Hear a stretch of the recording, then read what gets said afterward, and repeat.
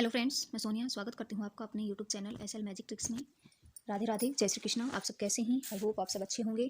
तो फ्रेंड्स, आज हम करेंगे 2019 का पेपर 1 जो कि सीटेट का हुआ था 2019 में, उसको करेंगे।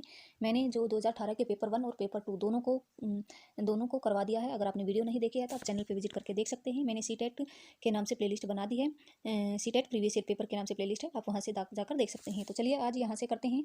अगर आप प्रीवियस ईयर पेपर भी लगाएंगे तो आपकी सीडीपी में तो लगभग पूरे के पूरे नंबर आ जाएंगे, क्योंकि जो भी सीडीपी में पूछा जाता है वो लगभग प्रीवियस ईयर से आ जाता है। मैंने भी देखा है, मैंने भी एग्जाम दिया है। तो यहाँ पर आपको ज़्यादा से ज़्यादा प्रीवियस ईयर क्वेश्चन करने हैं और वहीं से आपके जो कंसेप्ट हैं वो क्लियर करने हैं। जो भी चीज़ों को आपको नहीं आते हैं उनको नोट डाउन करना है। नोट डाउन करने के साथ साथ आपको अपने नोट्स भी तैयार करने हैं। तो चलिए शुरू करते हैं।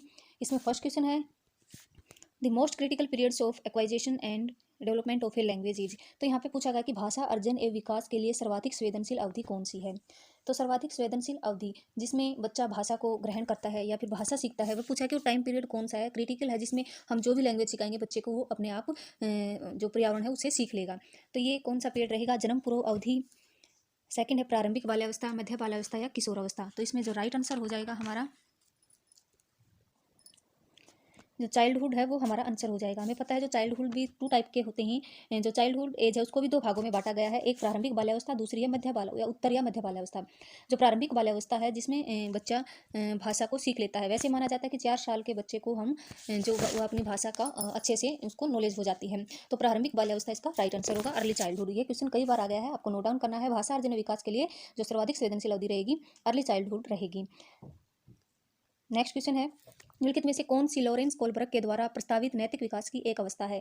लॉरेंस कोलबर्ग ने नैतिक विकास की कौन सी अवस्था दी है, यहाँ पे पूछा है। तो नैतिक विकास के बारे में पियाजे ने भी बात की है और लॉरेंस कोलबर्ग ने भी बात की है, लेकिन सबसे ज़्यादा जो थ्योरी पूछी जाती है नैतिक विकास की वो लॉरेंस कोलबर्ग की पूछी जाती है। पियाजे ने भी सबसे पहले, अगर पूछा जाए नैतिक विकास की जो का कंसेप्ट किसने दिया, तो सबसे पहले जो जीन पियाजे है उसने बात की थी नैतिक विकास की। उसने 2 ही स्टेजेस बताई हैं नैतिक विकास के संबंधित। लेकिन लॉरेंस कोलबर्ग की जो ये प्रसिद्ध थ्योरी रहेगी जिसमें उसने नैतिक विकास की अवस्थाएं दी हैं। तो इसमें पूछा है कि कौन सी अवस्था है जो लॉरेंस कोलबर्ग ने दी है।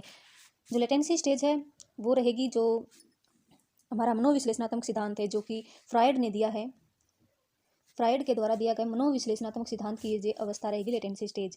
फिर है मूर्त सक्रियात्मक अवस्था। हमें पता है पियाजे की जो थ्योरी है कॉग्निटिव डेवलपमेंट की जो थ्योरी है उसकी जो अवस्था रहेगी वो रहेगी मूर्त सक्रियात्मक अवस्था। फिर इंडस्ट्री वर्सेज इन्फिनिटी स्टेज, उद्योग बनाम अधीन अवस्था, ये रहेगी जो एरिक्सन द्वारा दी गई जो थ्योरी है मनोसामाजिक सिद्धांत की थ्योरी, उसके द्वारा दी गई थ्योरी से संबंधित रहेगी। तो अगर आपको सभी थ्योरी अच्छे से क्लियर हैं तो आपको चूज करने में कोई भी डिफिकल्टी नहीं होगी। तो इसमें जो बच गया हमारा वही क्या होगी, सामाजिक अनुबंधन अभिन्यास, ये रहेगा इसका राइट आंसर। तो जो ये अवस्था सोशल कॉन्टैक्ट ओरिएंटेशन जो अवस्था रहेगी वो किसने दी है, लॉरेंस कोलबर्ग ने दी है। आई होप आपको क्लियर होगा। नेक्स्ट देखते हैं क्वेश्चन नंबर 3। कक्षा में परिचर्चा के दौरान एक शिक्षक प्राय लड़कियों की तुलना में लड़कों पर अधिक ध्यान देता है, यह किसका उदाहरण है। जो जेंडर बायस, जो जेंडर से जो चैप्टर है, बायस का जो चैप्टर है, उससे हर सीटेट में एक क्वेश्चन तो पक्का आता है और इससे पूछा जाता है। कभी ना कभी अलग अलग एग्जाम्पल दे देते हैं और उसे एग्जाम्पल दे के पूछते हैं कि ये किस चीज़ का एग्जाम्पल है। तो यहाँ पे पूछा गया कि कक्षा में परिचर्चा के दौरान एक शिक्षक लड़कियों की तुलना में लड़कों पर अधिक ध्यान देता है। तो यहाँ पे वो क्या कर रहा है, वो जेंडर पक्षपात कर रहा है। तो ये किसका एग्जाम्पल रहेगा, जेंडर पक्षपात का रहेगा।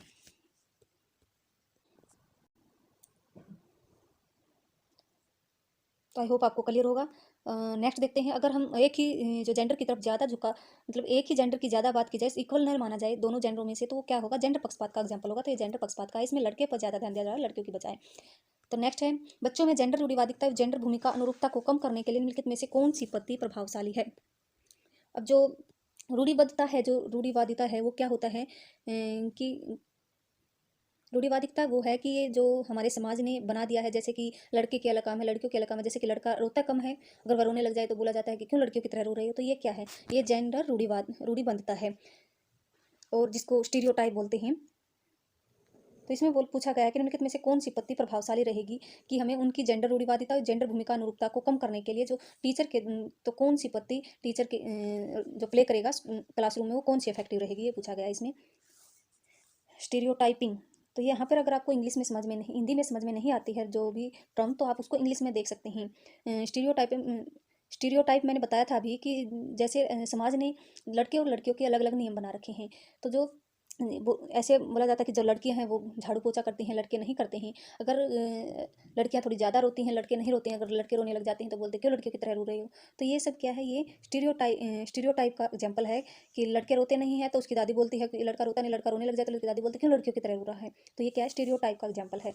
तो इसको कम करने के लिए कि क्या रोल प्ले करेगा टीचर, तो इसमें जेंडर पक्षपात के बारे में परिचर्चा करेगा, जेंडर विशिष्ट भूमिकाओं का महत्व देना, जेंडर पृथक खेल समूह बनाना है, फिर जेंडर पृथक बैठने की व्यवस्था करना। तो इसमें बेस्ट ऑप्शन रहेगा जेंडर पक्षपात के बारे में। जो टॉपिक है हमारा जेंडर पक्षपात, उसके बारे में परिचर्चा करना क्लास में कि किसकी क्या थिंकिंग है, किस बच्चे की क्या थिंकिंग है, वह क्या सोचता है, फिर उसकी सोच को उसको अपने तर्क या लॉजिक देकर उसको थोड़ा सुधारना। तो ये क्या है, जेंडर पक्षपात के बारे में परिचर्चा करना, यही इसमें बेस्ट ऑप्शन रहेगा। ऑप्शन नंबर 1 सही है। नेक्स्ट निम्नलिखित में किस मनोवैज्ञानिक ने बच्चों को ज्ञान के इस क्रिया जिज्ञासु के रूप में देखते हुए उनके चिंतन पर सामाजिक एवं सांस्कृतिक विषय वस्तुओं के प्रभाव को महत्व दिया है। तो ये क्रिया जिज्ञासु किसने माना है, हमें पता है कि जो नन्हे वैज्ञानिक माना है, बच्चों ने कई बार आता है। नन्हे वैज्ञानिक कौन सा जो साइकोलॉजिस्ट है वो मानता है, नन्हे वैज्ञानिक या फिर जिज्ञासु या फिर क्रिया जिज्ञासु, यहाँ पे पूछा गया क्रिया जिज्ञासु के रूप में उनके चिंतन पर किसके द्वारा बोला गया, जीन पियाजे मानते हैं। तो जीन पियाजे क्या मानते हैं कि जो बच्चा है वो क्रिया जिज्ञासु है, वह सीखने के प्रति जिज्ञासु रहता है, कुछ ना कुछ उसका मन है, सीखता रहता है। अगर बच्चे को खिलौना दे देंगे तो वो क्या उसको पूरा खोल देगा, देखेगा किसमें क्या है, फिर उसको बंद करने की कोशिश करेगा। तो क्या है, क्रिया जिज्ञासु है, उसके अंदर जिज्ञासा है जानने की कि इसके अंदर क्या है। तो क्या है, कौन मानता है, ये जीन पियाजे मानता है। 6 है, जिज्ञासा पहेली को करते समय 5 वर्ष की नजमा स्वयं से कहती है नीला टुकड़ा कहाँ है, नहीं वह यह वाला नहीं, गाढ़े रंग वाला जिससे वह जूता पूरा बन जाए। इस प्रकार की वार्ता को वाइगोत्स्की किस तरह संबोधित करते हैं। तो इसमें जो जिगजैग, जो हमें पता है इसमें कलरिंग, जो जिगजैग सा पहेली होती है उसमें हम कलरिंग को एक तरह से करते हैं। जो बॉक्स टाइप में होता है एक तो उसमें हम एक जैसे कलर सबको मैच करते हैं। तो उसी तरह का ये एक जिगसा पहेली है जिसमें 5 वर्ष की नजमा क्या कर रही है, अपने आप से ही बात कर रही है कि नीला टुकड़ा कहाँ है, नहीं वह वाला नहीं, गाढ़े रंग वाला। तो अपने आप से बात करना, जो वाइगोत्स्की ने इसको व्यक्तिगत वार्ता कहा है, क्या प्राइवेट स्पीच कहा है, क्या कहा है, प्राइवेट स्पीच कहा है। और ये 3 साल तक का जो बच्चा है वो उसके अंदर ये जो प्राइवेट स्पीच है वो करने लग जाता है। और जो इसके बाद फिर सोशल स्पीच आता है, उसने एक प्राइवेट स्पीच की बात की है, सोशल स्पीच की बात की है। सोशल स्पीच में जो बच्चा है वो लोगों के जैसे क्या बोल रहे हैं, कैसे बोल रहे हैं, उनकी भावनाओं को देखकर फिर उनका अपने आप से जो रोल प्ले करना वो सोशल स्पीच में आता है। तो उनकी कॉन्टेक्स्ट से सीखना, दूसरों के मतलब व्यवहार से सीखना, दूसरों को देख कर सीखना, तो ये क्या सोशल स्पीच में आता है। 2 साल का बच्चा है, सीखने लग जाता है, अनुकरण करने लग जाता है। आई होप आपको क्लियर होगा। ये व्यक्तिगत वार्ता का एग्जाम्पल है जो कि वाइगोत्स्की के द्वारा दिया गया प्राइवेट स्पीच। क्वेश्चन नंबर 7, बच्चों को संकेत देना और आवश्यकता पड़ने पर सहयोग प्रदान करना निम्नलिखित में से किसका एग्जाम्पल है। मोस्ट इंपॉर्टेंट क्वेश्चन है जो कि वाइगोत्स्की के द्वारा दी गई एक टर्म है, स्कैप फोल्डिंग। स्कैप फोल्डिंग का एग्जाम्पल रहेगा। वाइगोत्स्की कहते हैं कि जो हमें बच्चे को अगर कुछ सीख रहा है, अगर वह बीच में कुछ अटक रहा है तो उसे हमें सहायता देनी चाहिए, सहायता प्रदान करना चाहिए। हमें उसको ये नहीं कि पूरा जो कार्य है करके दिखाएं, उसको खुद करने देना है। अगर उसको जरूरत है तो उसे हमें सहयोग देना है, आवश्यकता पड़ने पर सहयोग प्रदान करना, या फिर उसको हिंट दे देंगे कुछ भी काम करने की जिससे वह खुद सीखेगा। तो इसने उसने जो वाइगोत्स्की है उसने इसको स्कैप फोल्डिंग कहा है। जो प्रबलन है, ये जो रिफोर्समेंट है, ये स्किनर के द्वारा दिया गया है। कंडीशनिंग की बात स्किनर भी करते हैं, पोवलोव भी करते हैं। जो बिहेवियरिज्म से रिलेटेड जो स्कूल ऑफ बिहेवियरिज्म है उसमें कंडीशनिंग की बात की गई है। अब मॉडलिंग के जो कंसेप्ट है वो बंडूरा के द्वारा दिया गया है। आई होप आप। क्वेश्चन नंबर 8 है, निम्नलिखित व्यवहारों में से कौन सा जीन पियाजे के द्वारा प्रस्तावित मूर्त क्रियात्मक अवस्था को विशेषित करता है। तो फर्स्ट है परिकल्पित निगमनात्मक तर्क या फिर साध्यात्मक विचार। तो ये हमारा जो अगर हाइपोथेसिस की जब भी बात हो, परिकल्पना की जब भी बात हो, तो वो आएगा फॉर्मल स्टेज में, जो कि लास्ट रहेगी 11 से अबो। संरक्षण हो जाता है मूर्त क्रियात्मक अवस्था में, बच्चे में कंजर्वेशन की जो भावना वो आ जाती है, रिवर्सिबिलिटी, रिवर्स करके सोचने लगता है चीज़ों को। तो वो किस में आ जाता है, वो आ जाता है मूर्त क्रियात्मक अवस्था में, कंक्रीट ऑपरेशनल स्टेज। ये हमारा आंसर हो जाएगा। और देख लेते हैं आस्तिक अनुकरण। अगर आपको हिंदी में समझ में नहीं आ रहा, आपको इंग्लिश में देखना है। डेफर्ड इमिटेशन या ऑब्जेक्ट परमानेंस। तो ऑब्जेक्ट परमानेंस हमें पता है किस में आ जाता है, सेंसरी मोटर स्टेज में। जो फर्स्ट वाली है 0 से 2 वर्ष, वो किस में आ जाता है, सेंसरी मोटर स्टेज में। लास्ट है प्रतीकात्मक खेल या विचारों की अनुक्रमणीयता। इसमें ई रिवर्सिबिलिटी, जब भी ई रिवर्सिबिलिटी की बात हो तो वो आएगी पुरुष क्रियात्मक अवस्था में। 7 से जो 12 की जो अवस्था रहेगी वो किस में आएगी, सॉरी 2 से जो 7 जिसका टाइम पीरियड रहेगा 2 से 7 ईयर, जिसको बोलते हैं पुरुष क्रियात्मक अवस्था, जिसको प्री ऑपरेशनल स्टेज बोला जाता है, उसमें आएगी क्या, ई रिवर्सिबिलिटी। आई होप आपको क्लियर होगा। तो इसका राइट आंसर हो जाएगा कंजर्वेशन क्लास इंक्लूजन्स। नेक्स्ट है बच्चों में संज्ञानात्मक विकास के संदर्भ में निम्नलिखित में से कौन सी पियाजे की संरचना है। तो इसमें पूछा है कि पियाजे की जो संरचना है वह कौन सी है। अवलोकन, अधिगम, ऑब्जर्वेशन, लर्निंग की बात तो पियाजे ने नहीं की है। ऑब्जर्वेशन लर्निंग की बात बंडूरा के द्वारा की गई, जिसमें वो मॉडलिंग की बात करते हैं, जिसमें हम वो चीज़ों को क्या करते हैं, अवलोकन करके सीखते हैं या फिर अनुकरण करके सीखते हैं। कंडीशनिंग के बाद स्किनर ने जो बिहेवियरिज्म, जो स्कूल ऑफ बिहेवियर है, उनके द्वारा की गई है, पॉवलर के द्वारा भी की गई है। अनुबंधन की बात, रिफोर्समेंट की बात की है स्किनर ने। तो इसका जो राइट आंसर हो जाएगा स्कीमा। स्कीमा के बारे में बात की है पियाजे ने। और स्कीमा क्या होते हैं? स्कीमा होते हैं एक तरह का जो नॉलेज होता है बच्चे के अंदर हो जाता है, जिससे वह चीज़ों को क्या कर सकता है, पहचान सकता है और अपनी चीज़ों को बदल सकता है। ये क्या होते हैं? स्ट्रक्चर ऑफ नॉलेज होता है एक तरह से बच्चे के अंदर, जिससे वह चीज़ों को पहचान सकता है। जैसे कि अभी फ़ोन देख रहा है तो फ़ोन को चला रहा है, उसके अंदर क्या है, वो स्ट्रक्चर ऑफ नॉलेज है उस फ़ोन को चलाने के लिए, उसे पता है ये कैसे चलेगा। आई होप आपको क्लियर होगा। नेक्स्ट क्वेश्चन देखते हैं। आंकलन का प्राथमिक उद्देश्य क्या होना चाहिए? आंकलन का जो प्राथमिक उद्देश्य है वह क्या होना चाहिए? तो ये पेडागोजी का क्वेश्चन आपको समझ से देना है। सबसे पहले तो मैं आपको बता दूं, जो असेसमेंट है वो क्यों किया जाता है। असेसमेंट बच्चे की कमियों का पता लगाने के लिए किया जाता है। आपको बस इतना याद रखना, कमियों का पता लगाया जाता है। और फिर उसके बाद होती है रेमेडियल टीचिंग। रेमेडियल टीचिंग होती है। उसके बाद उपचारात्मक शिक्षण होता है। जब हम कमियों का पता लगा लेते हैं तो उन कमियों को दूर करने के लिए क्या होती है, रेमेडियल टीचिंग होती है। तो ये आपको याद रखना बस इतना। तो आंकलन का क्या उद्देश्य होता है? मेन उद्देश्य होता है बच्चों की कमियों का पता लगाना। तो विद्यार्थियों की श्रेणी निश्चित करना, बिल्कुल नहीं। रैंक, अगर रैंक वर्ड आ जाए तो बच्चे, ये हमेशा नेगेटिव वर्ड रहेगा, आपको देखना है नेगेटिव टर्म में ये यूज होगा। कोई भी पेपर में अगर रैंक की बात हो रही है तो ये नेगेटिव टैग वर्ड होगा, तो आपको याद रखना है। संबंधित अवधारणाओं के बारे में बच्चों की स्पष्टता एवं भ्रांतियों को समझना, बिल्कुल ये हो सकता है भ्रांतियां मतलब कमियां, उनको समझना। और देख लेते हैं विद्यार्थियों को प्राप्तांकों के आधार पर नामांकित करना। कभी भी बच्चों को लेबलिंग नहीं करना है हमें, तो ये भी क्या है, नेगेटिव टैगवर्ड है। लास्ट है रिपोर्ट कार्ड में उत्तीर्ण एवं अनुत्तीर्ण अंकित करना, तो ये भी नहीं होगा। तो हमारा राइट आंसर कौन सा हो जाएगा?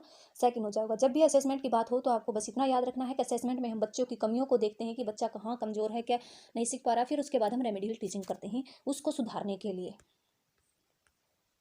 नेक्स्ट है, निम्नलिखित कथनों में से कौन सा बुद्धि के बारे में सही है? तो बुद्धि के बारे में कौन सा सही है? बुद्धि एक निश्चित योग्यता है जो जन्म के समय ही निर्धारित होती है। ऐसा कुछ नहीं है कि जन्म के समय ही निर्धारित हो जाती है, जो बिल्कुल फिक्स हो जाती है कि इस बच्चे में बिल्कुल ही ऐसी इतनी बुद्धि है, उसके बाद यह इसकी बुद्धि का विकास नहीं होगा। तो बुद्धि का मानकीकृत परीक्षणों के प्रयोग से सटीक रूप से मापा या निर्धारित किया जा सकता है।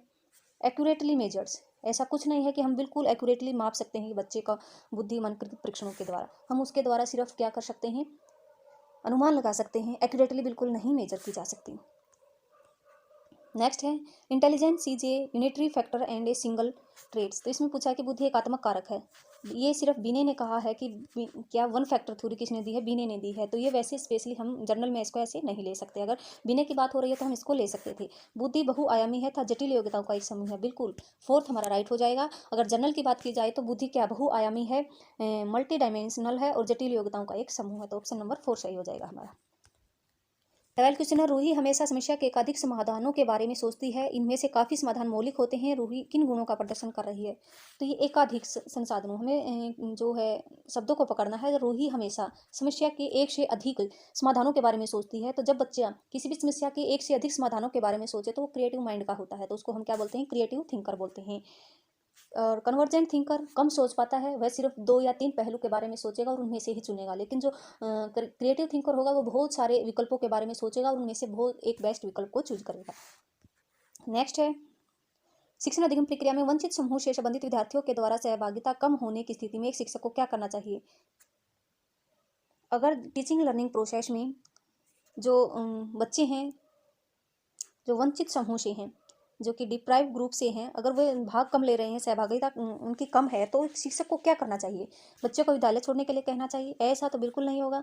इस स्थिति को जैसी है स्वीकार कर लेना चाहिए कि बच्चे भाग नहीं ले रहे, कोई बात नहीं। तो ऐसा बिल्कुल नहीं करना चाहिए टीचर, ऐसे एक अच्छे टीचर की ये क्वालिटी नहीं होती। इन विद्यार्थियों को अपनी अपेक्षाओं को कम करना चाहिए। विद्यार्थियों को ये करना चाहिए कि मैडम भाग लेने नहीं दे रही तो हम चलो छोड़ देते हैं, तो ऐसा बिल्कुल भी नहीं है। तो बच गया कौन सा? राइट आंसर हमारा यही होगा। अपनी शिक्षण पद्धति पर विचार करना चाहिए। जो है टीचिंग लर्निंग जो प्रोसेस है जो टीचर की, उसको उस पर विचार करना चाहिए कि बच्चे क्यों नहीं भाग ले रहे, क्या उनको ये थोड़ा मुश्किल तो नहीं लग रहा है कि मैं समझा तो नहीं पा रही हूँ अच्छे से, तो उसको अच्छे से समझाने का प्रयास करना चाहिए। तो बच्चों की सहभागिता में सुधार करने के लिए नए तरीके ढूंढने चाहिए। तो ऑप्शन नंबर 4 सही हो जाएगा।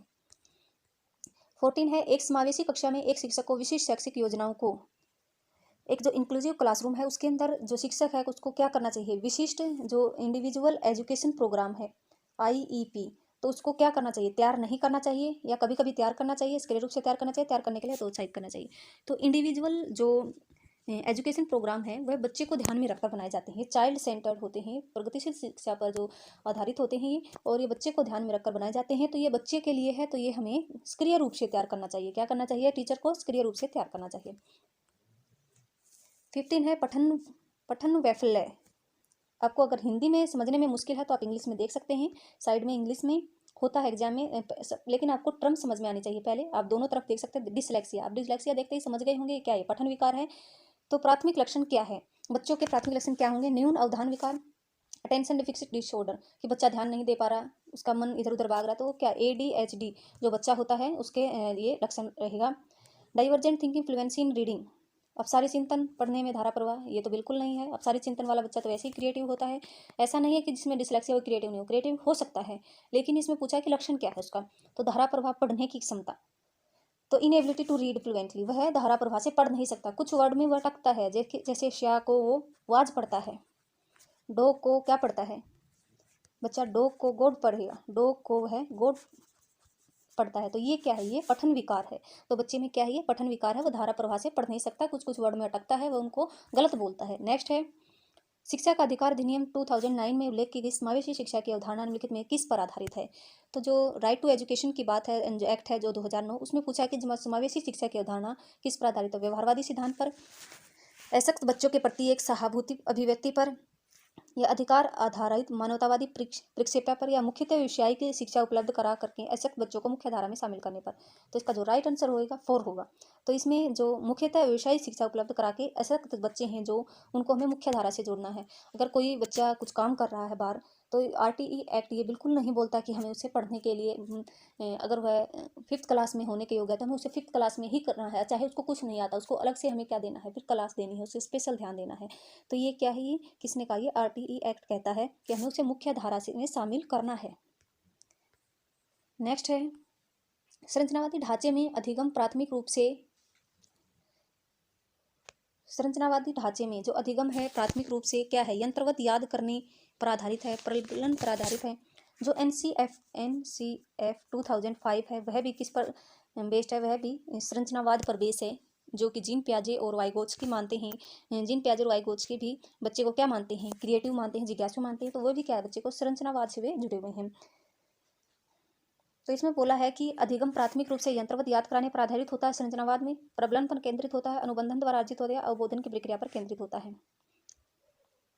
तो हमें पता है कि जो याद कराने पर कोई बिल्कुल भी आधारित नहीं होता, रटाफिकेशन नहीं होता है इसमें, जो रिफोर्समेंट देते रहें हम, बच्चा सीखे या ना सीखे, ऐसा कुछ भी नहीं है। अनुबंधन द्वारा अर्जित एक्वायर्ड थ्रू कंडीशनिंग की कंडीशनिंग प्रोवाइड कर दें कि बच्चा सीखता रहेगा अपने आप, तो ये भी नहीं है। तो इसका जो राइट आंसर हो जाएगा focus on process of meaning making, meaning making पर हमें ध्यान देना है कि बच्चा कुछ सीखे, कुछ मीनिंग निकाले या फिर कुछ अर्थ समझे उस बात का। तो ये क्या है? Focus on process of meaning making. तो संरचनावादी ढांचे में अधिगम को ये माना गया है।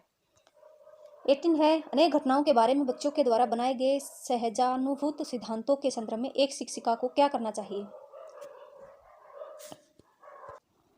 तो यहाँ पे पूछा गया है कि जो सहजानुभूत सिद्धांत हैं के संदर्भ में शिक्षिका को क्या करना चाहिए अनेक घटनाओं के बारे में।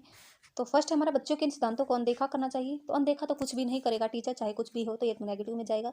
बच्चों को दंडित भी नहीं करना चाहिए कभी भी, ये तो नेगेटिव हो जाएगा। बार बार याद करने के द्वारा एक सही सिद्धांत से बदल देना चाहिए, या फिर प्रतिकूल प्रमाण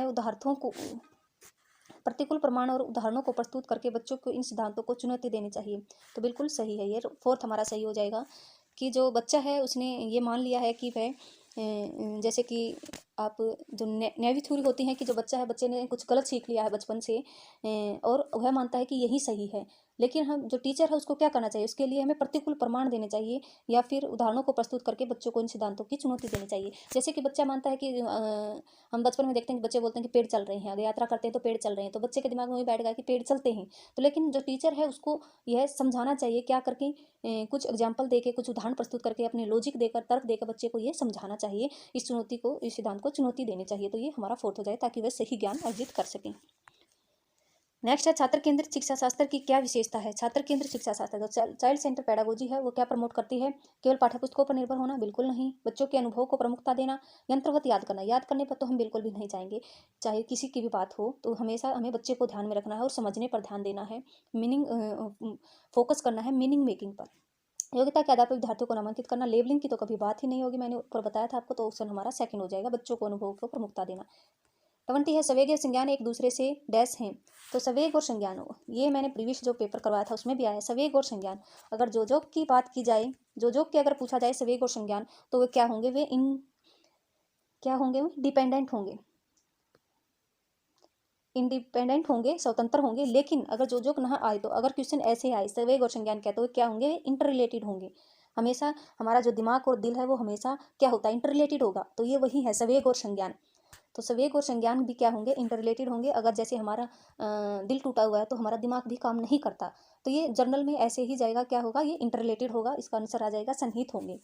लेकिन अगर जोजोग की स्पेशल जो साइकोलॉजिस्ट जोजोग की बात आ जाए, तो क्या मानता है, वो इंडिपेंडेंट मानता, स्वतंत्र मानता है, कि जो अगर चाहे किसी का भी दिल टूटता है तो उससे दिमाग पर कुछ फर्क नहीं पड़ता।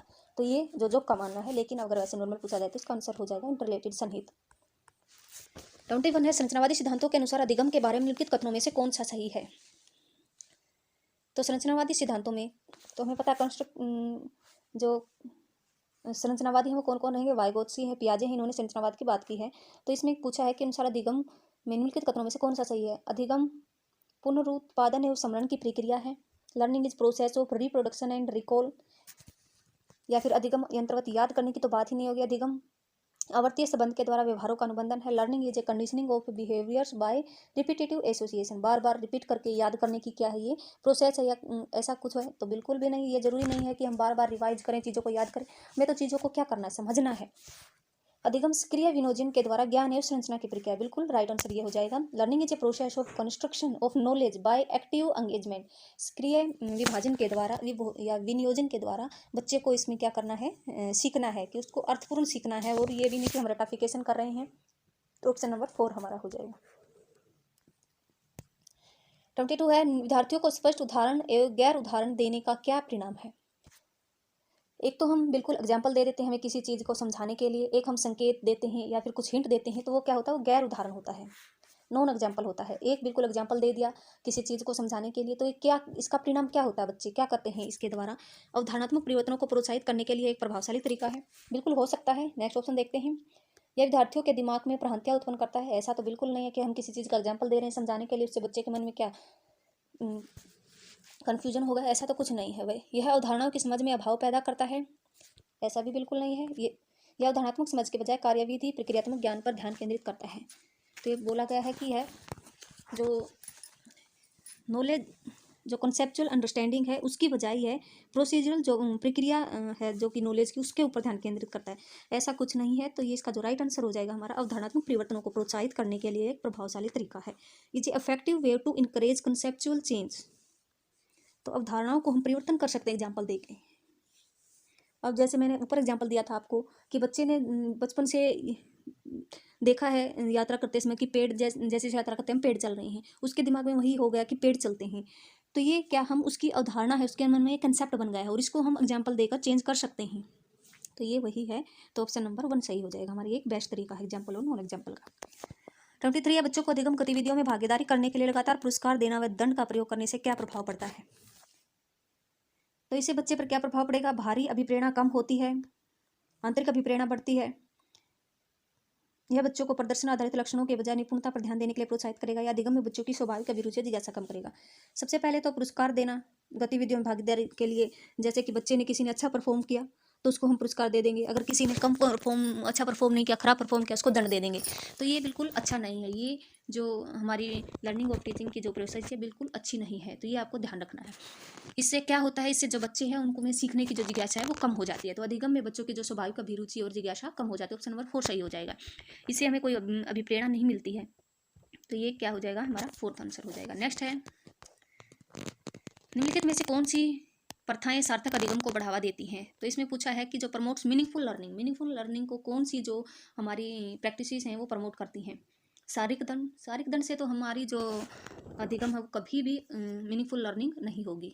नेक्स्ट है सहयोगात्मक अधिगम पर्यावरण, कोऑपरेटिव लर्निंग इन्वायरमेंट, बच्चे आपस में समूह बना के, ग्रुप बना के, दोस्तों से सीख रहे हैं, हो सकता है इससे क्या हो, बढ़िया जो लर्निंग हो, मीनिंगफुल लर्निंग हो सकती है।